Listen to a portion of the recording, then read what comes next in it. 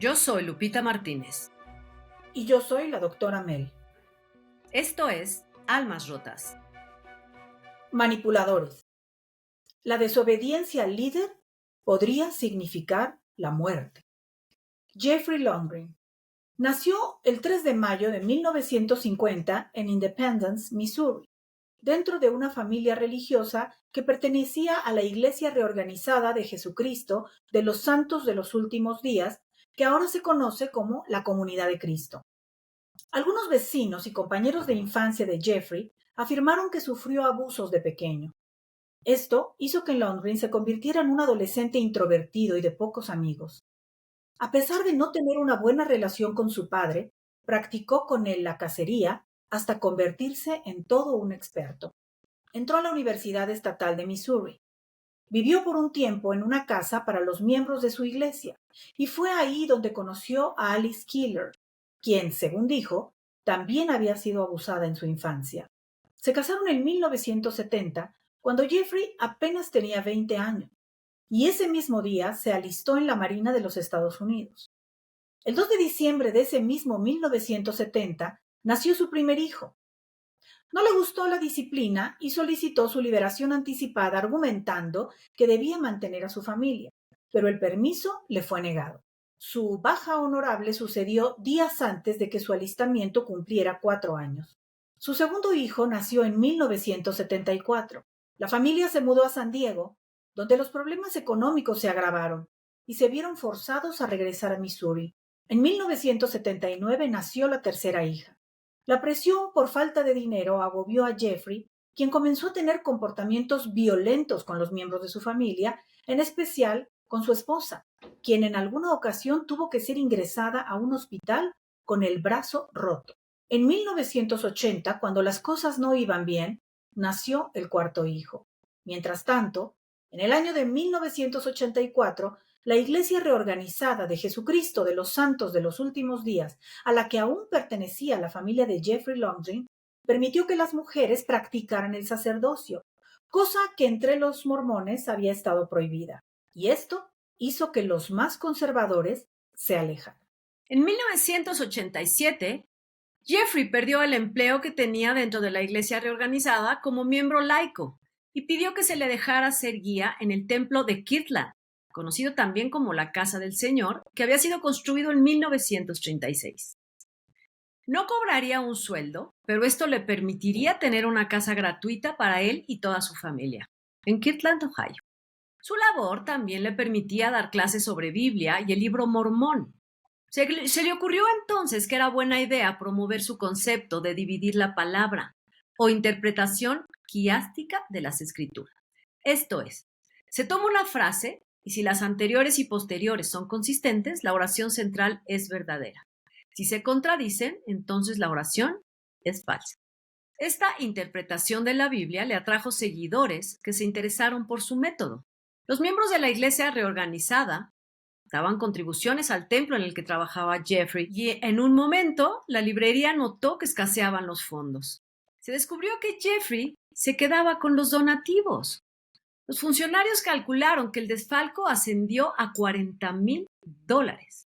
Fue entonces que Jeffrey fue despedido junto con su método y la familia perdió la vivienda en octubre de 1987. Ya tenía seguidores conservadores descontentos y se los llevó para fundar su propio grupo religioso. Rentó una granja en el número 8671 de Chadron Road en la Ruta 6 de los Estados Unidos. Algunos seguidores se fueron con él a vivir a su nuevo hogar. Y mientras vivía en la granja, sin que los demás se dieran cuenta, comenzó a practicar métodos que eran consistentes con los criterios de control mental de Robert Lifton. Por ejemplo, prohibió a los miembros del grupo hablar entre ellos. Hacerlo, les dijo, se consideraría pecado. Además, los espiaba para que ellos creyeran que era capaz de leer su mente. En una ocasión, Alice, la esposa de Jeffrey, afirmó que siendo muy joven recibió la revelación de que se casaría con un importante líder. Ahora suponía que se referían al que era su marido. Gracias al poder que tenía Jeffrey sobre sus seguidores, comenzó a ofrecer sesiones de estudio bíblico en su casa. Intimidaba a quien no estuviera de acuerdo con su interpretación de las escrituras y luego animaba a los demás miembros de su secta a intimidarlos también. Los convenció de que él era el último profeta de Dios. Consiguió además, con todo este poder, que todos donaran los ahorros de su vida a su nueva iglesia. Él dijo a sus seguidores que había recibido el llamado de Dios para mudarse a Kirtland, en donde él y sus seguidores serían testigos de la segunda venida de Jesucristo. Esto sería el 3 de mayo, casualmente el día de su cumpleaños. No especificó el año, pero sí que debían apoderarse del templo, el mismo que él había desfalcado. Llamó a la tierra alrededor del mismo los viñedos, mismos que tuvieron que ser limpiados para que él y sus seguidores pudieran tomar el templo. Las prácticas de la comunidad y las enseñanzas que daba no pasaron desapercibidas, y el 23 de abril de 1988, un vecino alertó a la policía de Kirtland. Sospechaban que en la granja vivía una secta, pues el hijo de Jeffrey había advertido a sus hijos que la tierra se abriría y que de ella emergerían demonios. Esto sucedería el 15 de mayo. Otro exmiembro avisó a la policía que la secta hacía planes para apoderarse del templo de Kirtland. El jefe de la policía, Dennis T. Yarbrough, no lo creyó, pero el 2 de mayo de 1988 citó a Longgreen en la comisaría para decirle que había quejas sobre disparos en su propiedad. Esta advertencia hizo que Jeffrey cancelara la toma del templo prevista para el día siguiente, porque supuestamente había hablado con un poder superior. La policía de Kirtland inició la vigilancia en la propiedad de la iglesia reorganizada. En septiembre de 1988, un segundo informante habló de terrorismo interno y fue entonces cuando el FBI inició una investigación. El 10 de octubre de 1988, Longgreen fue excomulgado definitivamente de la iglesia reorganizada y ese mismo día se desató una tormenta. Cuando el sol apareció, se formó un arco iris, lo cual, por supuesto, Jeffrey utilizó para manipular a sus seguidores, diciéndoles que era una señal divina. Sus sermones desde ese momento se volvieron más apocalípticos y paranoicos. Él se uniformó como militar y enseñó a sus seguidores a usar armas. Afirmó que sintió el llamado de Dios para enseñar la Biblia con su propio método. Su grupo disidente, que nunca tuvo más de 20 miembros, creían que Dios se comunicaba a través de revelaciones periódicas con los miembros de la congregación. Más adelante, algunos reconocerían que mintieron y que nunca recibieron ese mensaje. Pero para entonces, 7 de los 12 seguidores ya se habían mudado a la granja de la familia. Los otros 5 eran los miembros de la familia de Dennis Avery. Para Jeffrey, esto fue una afrenta y consideró que los Avery cometían un pecado al no mudarse a vivir a su casa. No solo no estaban en la granja, además el padre de familia había osado apartar algo de dinero para la manutención de sus propios hijos. Jeffrey comenzó a hablar mal de Dennis Avery frente al resto de la secta. Lo definía como un hombre débil frente a su esposa Cheryl. Y de los niños, Trina, Karen y Rebecca, de 15, 7 y 13 años respectivamente, dijo que eran desobedientes. Los usó como chivos expiatorios de los problemas de la secta, a pesar de que era Dennis uno de sus mayores contribuyentes financieros. Dijo entonces a los demás que si querían ver a Dios, tendrían que terminar con la familia Avery. Llamó a esto una poda del viñedo. Los asesinatos. A principios de 1989, comenzó a decir a la secta que la única forma de llegar a Sion era deshaciéndose de las cosas mundanas y yéndose al desierto. Los Avery estaban listos para seguir a su líder, sin imaginar que se fraguaba su muerte como sacrificio para llegar a la tierra prometida. El 10 de abril de 1989, Longgreen ordenó a 2 de sus más leales seguidores que cavaran un hoyo en el granero, previendo que ahí se enterrarían los cuerpos de los Avery. Debían caber los 5. El 17 de abril alquiló una habitación de motel, donde cenó con los hombres del grupo, menos Avery. Todos estaban de acuerdo en apoyar a Jeffrey en el sacrificio. De ahí se marcharon al rancho, en donde sí incluyeron a los Avery. La secta estaba completa. Según confesaron los seguidores, Jeffrey entró al granero con un miembro de la iglesia llamado Ron Love y atrajeron a Dennis con la excusa de que otros hombres necesitaban ayuda con el equipo del campamento que llevarían al viaje a la Tierra Prometida. Ron disparó a Dennis con una pistola paralizante, pero tuvo que golpearlo para dejarlo inconsciente. Los demás lo amordazaron y le dispararon 2 veces en la espalda con un arma calibre 45. Dennis murió al instante. A Cheryl, la esposa de Avery, le dijeron que su marido la necesitaba y en cuanto se acercó al granero, la amordazaron, le cubrieron los ojos y le dispararon 3 veces en lugares que denotaban saña y odio. A Trina, la hija de 15 años, le dispararon 2 veces causándole la muerte. A Becky, de 13, también le dieron 2 disparos, pero la dejaron morir agonizando. A Karen, de 6, la ultimaron de la misma manera y su muerte sí fue inmediata. Los cuerpos fueron arrojados al pozo de 6 por 7 metros que la secta había excavado previamente. Damon, el hijo de Jeffrey, y los demás hombres fueron quienes realizaron esta labor. Al día siguiente de los asesinatos, la policía acudió a la granja ignorando los hechos. En realidad respondían a las quejas de los vecinos por las actividades de la secta y por su uso de armas.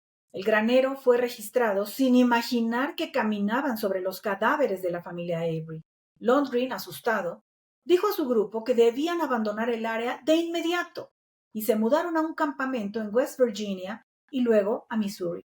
Fue hasta diciembre de 1989 cuando Larry Keith Johnson, miembro del culto, enojado porque Jeffrey pretendía tomar a su mujer Catherine como segunda esposa, acudió a las autoridades en Kansas City, Missouri, y confesó todo sobre los asesinatos de la familia Avery.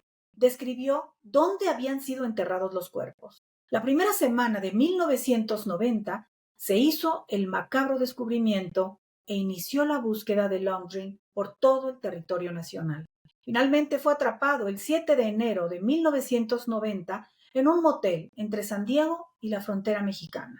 Alice, su esposa, había hecho arreglos para que sus padres fueran por sus 3 hijos menores, mientras ellos huían con Damon, su hijo mayor.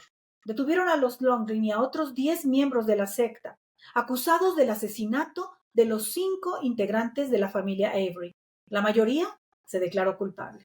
Jeffrey Lundgren fue llevado a juicio en agosto de 1990. Nunca se arrepintió, pues estaba convencido de lo que había hecho. Y dijo al jurado: no es un producto de mi imaginación que de hecho puedo hablar con Dios. Soy un profeta de Dios. Soy incluso más que un profeta. El 29 de agosto, después de una deliberación de 2 horas, el jurado lo declaró culpable de los 5 cargos de asesinato agravado y secuestro, y una semana más tarde fue condenado a muerte. Alice y su hijo Damon fueron condenados a cadena perpetua por los mismos cargos, al igual que Ron Love y Daniel Kraft. Richard Brandt y Greg Winship se declararon culpables de haber sido testigos y fueron puestos en libertad condicional en el año 2010, luego de purgar 20 años de condena, al igual que otros miembros del culto, como Sharon Blonsky, Susan Love y Deborah Olivares. Catherine Johnson, quien sería la segunda mujer de Jeffrey y por cuyo esposo todo fue descubierto, fue sentenciada a 1 año de prisión después de declararse culpable de obstrucción a la justicia y fue liberada en 1991 después de cumplir 7 meses. La sentencia. La Suprema Corte de Ohio fijó el 24 de octubre del 2006 como fecha de ejecución de Lundgren y, de acuerdo a la Oficina del Fiscal General del Estado, para agosto de ese mismo año, las oportunidades de apelar a la sentencia se habían agotado. El 17 de octubre, sin embargo, el juez Gregory Frost emitió una orden retrasando temporalmente la ejecución. Lundgren intentó unirse a una demanda con otros 5 presos condenados a muerte en Ohio que desafiaban la ley estatal de pena de muerte, alegando que debido a su obesidad, la inyección letal sería particularmente dolorosa y equivaldría a un castigo inusualmente cruel. El fiscal general del estado, Jim Petro, apeló ante la Corte de Apelaciones del Sexto Circuito de los Estados Unidos en Cincinnati. Este tribunal emitió la orden de continuar con la ejecución. Se le negó el indulto y fue ejecutado en la fecha fijada. El granero fue demolido en noviembre del 2017 y ahora en la propiedad se encuentra la iglesia Nueva Promesa, que compró el terreno en $360,000.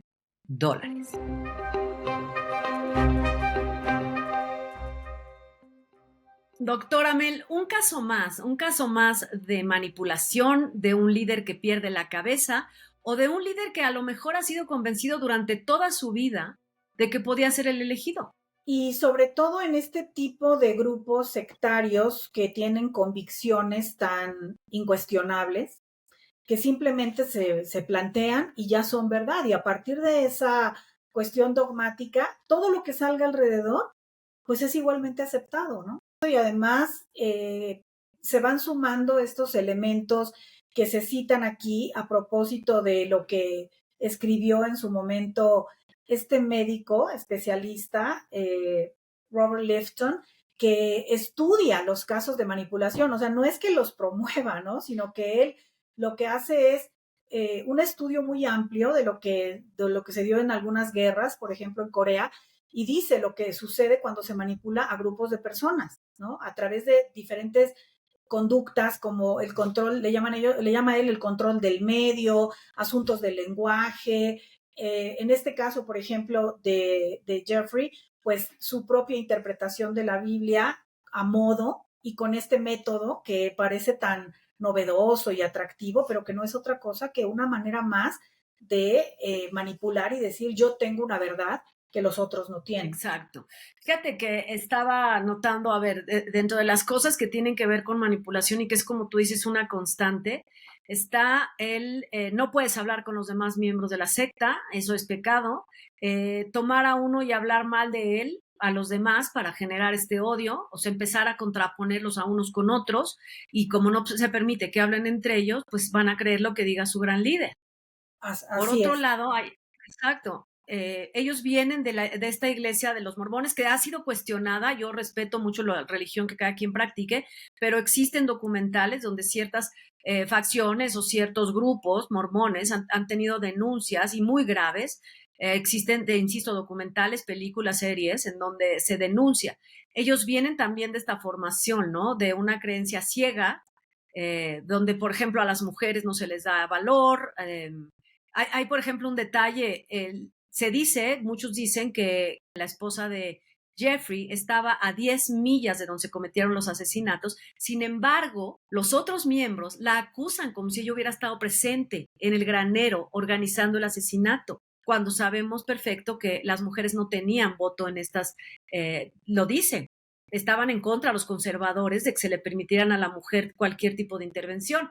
Y sin embargo es castigada. Mientras que a otros hombres que han sido nada más, que dicen, sí, soy culpable y estuve testigo en los asesinatos, en un año salen libres. Así es increíble, ¿no? Porque además, efectivamente, se contradice totalmente la manera en que funciona esta organización con la responsabilidad que le fincan a esta mujer, porque además dice, estaban los hombres que se reúnen en esta cena, en el motel, o sea, en ningún momento aparece ninguna mujer, como por qué estaría la esposa ahí. E incluso si uno de los grandes malestares al principio de su separación de este hombre Jeffrey es que a las mujeres les permitan ser ministros, ¿no? De estas iglesias o templos, pues mucho menos iba a tener como una persona participante de sus planes a esta mujer. Entonces, sin embargo, y sigue en la cárcel, ella sigue en la cárcel, no tiene una condena de muerte, pero sigue en la cárcel. Aquí a lo que yo me refería y lo que quise a lo mejor no lo uní, es que ellos vienen educados en una obediencia ciega en la iglesia reorganizada, porque así tenían que obedecer ciegamente. Y cuando hacen esta nueva iglesia, sigue y se perpetúa y se continúa y se fortalece esta obediencia ciega. Entonces actúan de esa manera. Yo creo que igual los crímenes que se han, por ejemplo, denunciado en las iglesias mormonas son dentro de la iglesia mormona y no tendría por qué ser diferente en esta iglesia disidente. No tendría por qué ser. Otra vez son acomodando esta manipulación y continuándola, perpetuándola. Ahora, hay otro detalle que me parece muy interesante. Bueno, no es un detalle. Damon, el hijo mayor, es acusado y está ahorita sentenciado, está en la cárcel y él alega en su defensa, el abogado dice, a ver, tomen en cuenta que Damon fue educado en obediencia ciega a su padre. Según dicen, cuando está Damon declarando en la corte, está llorando, sollozando y confiesa que no se dio cuenta de lo que estaba pasando, que no era consciente de lo que estaba sucediendo mientras se llevaban a cabo los asesinatos. También dice que él no participó en la planeación. Sin embargo, también se le da una sentencia grande, ¿no? Una sentencia de muchos años de prisión. Lo interesante aquí es que vuelves a tener una víctima castigada cuando es víctima de este victimario que lo aleccionó desde el día de su nacimiento. Sí, claro, por Lo cual supuesto. no lo hace inocente, ¿eh? Pero pues No, no es tan culpable como él. no a ese mismo nivel, pero es que esta gente nunca se va sola, ¿no? Ellos se van a llevar a quien sea, como si también de alguna manera eso repartiera la culpa, ¿no? Como si un poquito ellos y otro tanto y a ver si así se reparte, por eso es ridículo realmente, casi risible si no fuera, porque esto es tan trágico, cuando alegan sus abogados esto de que la inyección letal no sería la mejor manera de aplicarle la pena de muerte porque por su obesidad pues va a sufrir de más, cuando él dice que es un profeta de Dios, ¿no? Es como algo bastante estúpido. Hay varios detalles aquí con respecto a que después algunos miembros, ya que llegan al juicio, ya que los agarraron, ya que los descubrieron, algunos miembros dicen, bueno, siempre dijimos que teníamos revelaciones, pero la verdad es que no las tuvimos. Casi, Exacto. casi el famoso mientes por convivir, Pues sí, ¿no? Con tal de que no quedar mal con el gran líder Jeffrey, que se siente el gran profeta. sí, por mentir por quedar bien y por formar parte de ese grupo de exclusividad que sentían que tenían, ¿no? A pesar de que es curioso, porque mira, por un lado, esta mujer le cuenta que tiene esta revelación de que va a ser mujer de un gran líder que está destinada a eso, pero aunque es un líder maligno que hace que se cometa o cometen juntos un crimen espantoso, pues yo de pronto hasta cuestiono eso, Lupita, pues qué tan gran líder si eran 20 los Eran que los... 20, pero además 20 sumamente convencidos. Aquí el problema es que lo grave es que la manipulación de una persona te puede llevar hasta matar a alguien Exacto. en Sí, esta ceguera, porque además, a ver, no estaban tan ciegos. Creo que siempre vamos a llegar a la discusión, eres víctima y después te conviertes en victimario. Y está el caso de estos seguidores que matan a la familia Avery, está el caso del hijo Damon. El abogado dice, consideren a esta persona porque nació dentro de la manipulación de la obediencia absoluta a un padre que es un líder perverso, y de todos modos lo mandan un montón de años a la cárcel y no le condenan nada, pero él mismo decía, yo ni siquiera era consciente, yo no planeé los asesinatos, no viví ese momento, estaba como estaba cegado y aún sí, así no se le considera una víctima, como hemos visto en el caso de Eduardo González, que algunos los indultaron porque los consideraron víctimas primero que victimarios, y en este caso no. En este caso se le castiga como un victimario absoluto a Damon, que en realidad es una persona que debe haber tenido no más de 18 años. sí, y que nació, efectivamente, nació dentro de este culto con este padre ya tan organizado en su perversidad que sí es muy difícil cuestionarlo como si él tuviera voluntad o tuviera determinación, poder de decisión. Sí es difícil de creer y claro que comparte una responsabilidad, pero no del mismo tamaño de ningún modo y claro, también es una víctima. Incluso si se le hizo participar de algo así, es víctima por eso también, por haberlo incluido en la ejecución de actos de violencia muy graves sin tener la suficiente conciencia de eso, ¿no? Claro, fíjate que a mí me queda la duda si a lo mejor el juez o el jurado, siendo Kirtland, este lugar, un lugar particularmente de iglesia de mormones, o sea, donde predominaba, está el gran templo, es un lugar muy importante para esta organización, también fueran parte de la iglesia mormona y por eso lo juzgaran de esa manera, ¿no?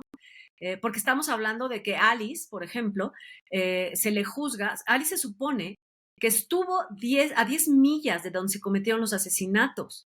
Alice no participó en los asesinatos.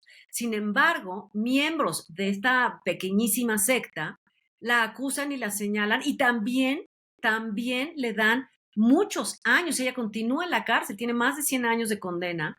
Va a poder salir creo que a los 99 años, cuando a todas luces no era culpable, o sea, o por lo menos no era culpable directo. Esto Y además dice aquí, por ejemplo, que la iglesia mormona también tiene muchas restricciones con respecto a las mujeres y Por se le supuesto. castiga a ella como a los otros asesinos.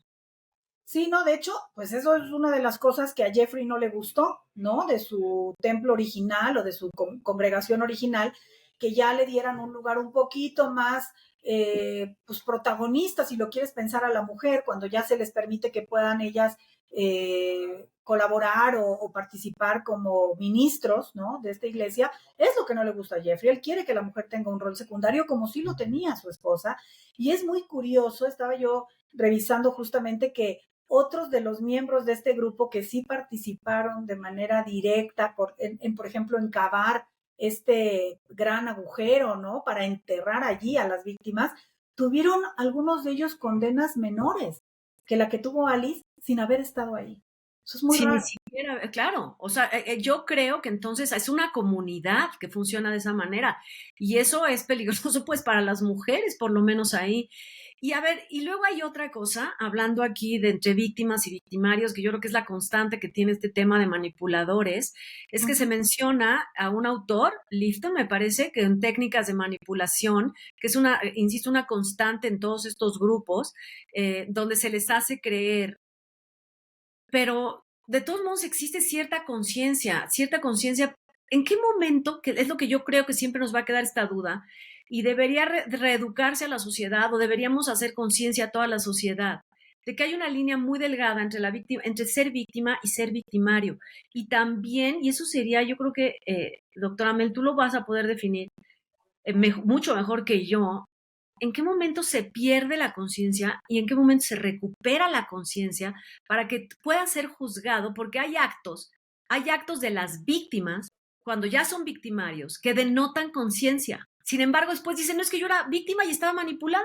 Pero oye, pero hiciste esto denotaba que sí sabías lo que estaba pasando, ¿no? Como por ejemplo Avery, pues si estabas dentro de la secta y todo, obedecías ciegamente a tu líder y todo, pero apartaste un poquito de dinero, pero no te Exacto. quisiste ir a la granja, pero sí te ibas a ir a la tierra prometida llevándote a toda tu familia. Entonces, ¿en qué momento sí hay un poquito de conciencia y en qué momento no hay conciencia? Fíjate que eso es muy, muy complicado y muy, pero muy importante de pensar, porque digamos que en general la pérdida de la conciencia se da cuando se vive dentro de este ambiente controlado, controlado a partir, primero, pues de una ideología que se transmite a partir de un lenguaje, después a partir de una serie de conductas específicas, ¿no? Reglas, esto de que este señor se vestía de militar, ¿no? De pronto generando una imagen todavía de mayor autoridad, ¿sí? Y de mayor poderío. Cuando se le empiezan a exigir cosas como dice Lifton, Robert Lifton, que describe estos mecanismos, no es que los proponga, no es que los promueva, sino los está explicando para que se sepa cómo funcionan estas cosas. Exigencias, ¿no? Por ejemplo, exigencias de pureza, exigencias sobre la vida íntima de las personas, un adoctrinamiento continuo, que incluye hasta las cosas más básicas, qué comer, cómo comer, si tomas café, si no tomas café, si juegas pelota, o sea, eso va metiendo a las personas en un clima totalmente despegado de la realidad, una realidad alterna y nueva, que es la que hace que la conciencia se vea severamente afectada. Pero, por supuesto que la voz de la conciencia se escapa de vez en cuando por algunos resquicios, por algunas fisuras que son buenas que existan y son las que hacen pensar, por ejemplo, bueno, yo protejo un poco a mi familia, o esto de tiene derecho él a tener otras esposas, pero no la mía, ¿no? O sea, son como filtraciones todavía de la conciencia, pero que en su mayoría sí está bastante secuestrada. Claro, oye, y hablando y viendo ya este caso como buscando las almas rotas, que yo creo que hay muchas almas rotas en este caso, empezando por el de Jeffrey, se menciona, yo estuve buscando y se menciona muy poco sobre la infancia de Jeffrey. Se menciona nada más que pudo haber padecido abuso, pero no dice qué tipo de abuso. Yo Sí. supongo que debe haber sido algo de violencia. El padre es el que lo mete a la cacería, el que le enseña el manejo de armas.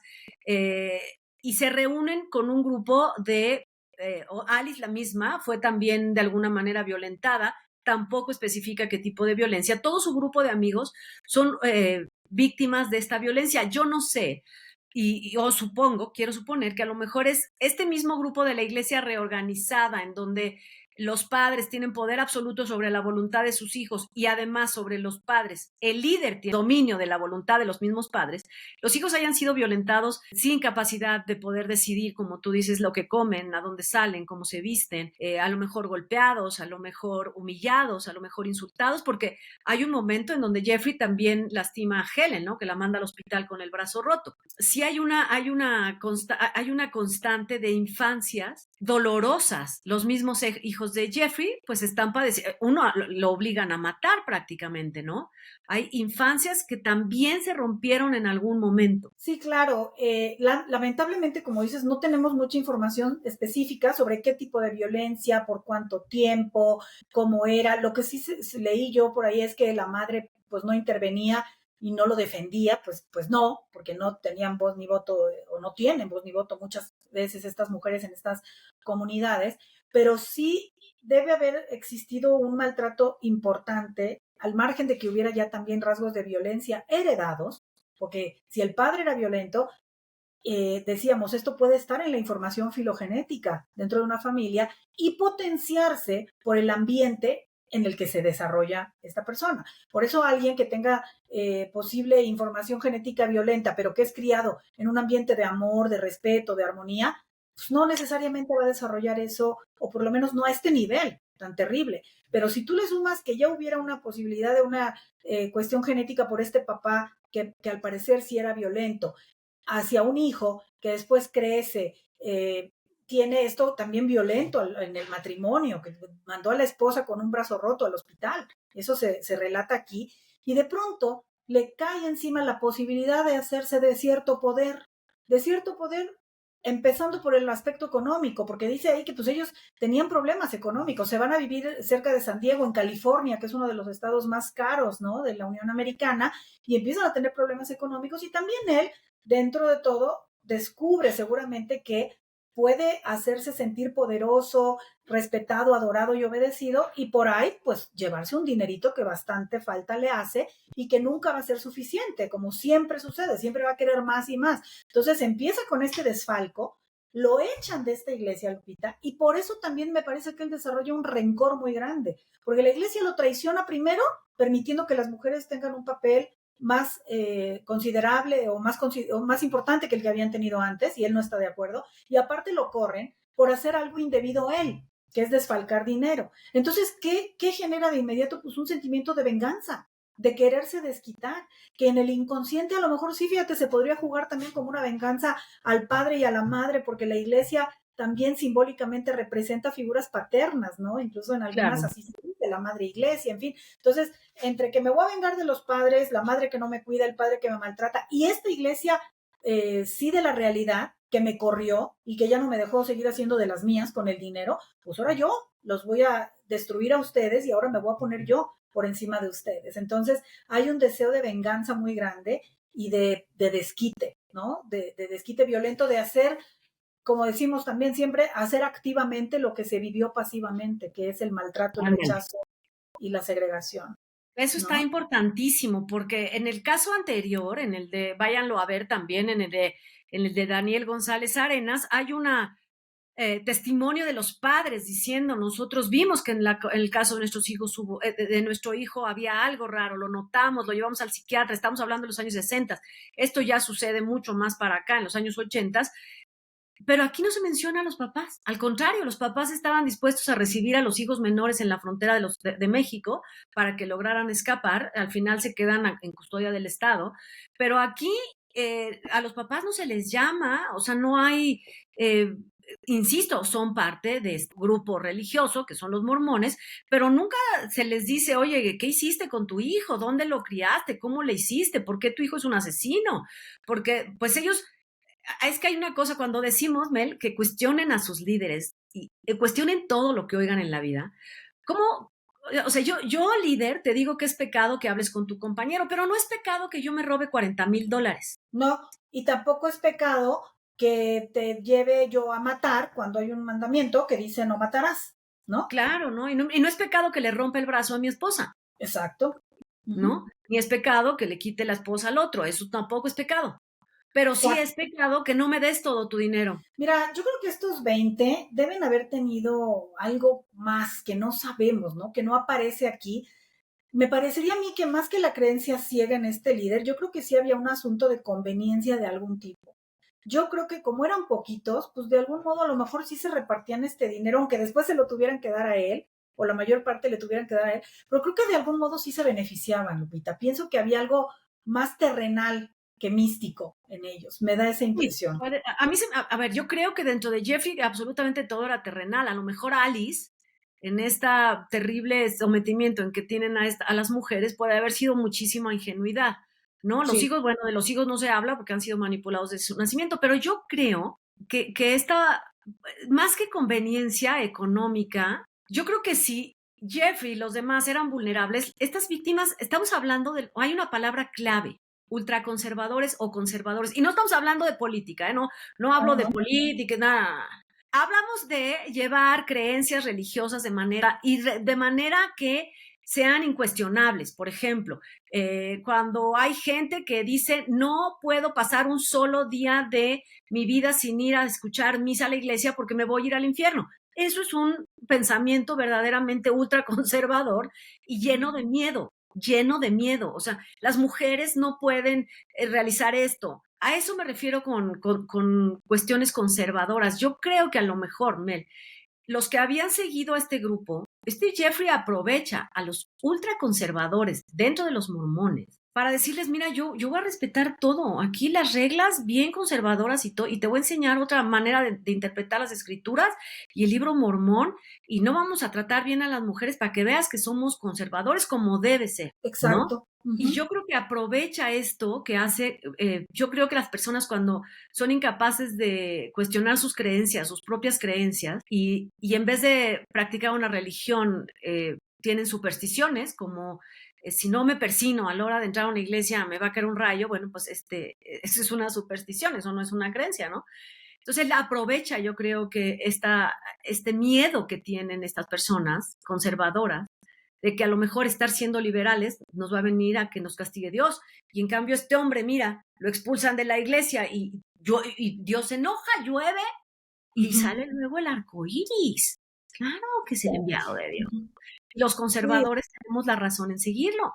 sí, claro, eso alimenta, ¿no? Alimenta la creencia y también el mantener ese lugar de privilegio del hombre dentro de esta comunidad, porque hay una convicción de que así debe ser, de que así está bien, ¿no? Como tú dices, de que eso es lo correcto. Y hablando del miedo, pues aparte de que, pues sí, puede caer el rayo, puede lo que tú quieras, las palabras que él usaba, ¿no? Lo que cuentan del hijo, que decía que su padre a su vez les había revelado que iban a venir demonios y de debajo de la tierra iban a salir, o sea, pues sí, es un arma muy socorrida y muy efectiva muchas veces el asustar a las personas, ¿no? Y hablarles de cosas apocalípticas y horrendas que van a pasar si no te adhieras a su protección y a su ayuda. Pero te digo, también la parte humana material estaba muy presente, por lo pronto en Jeffrey, que sí estaba encantado de la vida quedándose con el dinero. No, claro, y además, a ver, si él renta una granja con el dinero que robó del templo, invita a todos estos disidentes a que vivan en la granja, pues los otros también, como tú dices, pues, oye, voy a tener casa gratis, voy a tener techo gratis,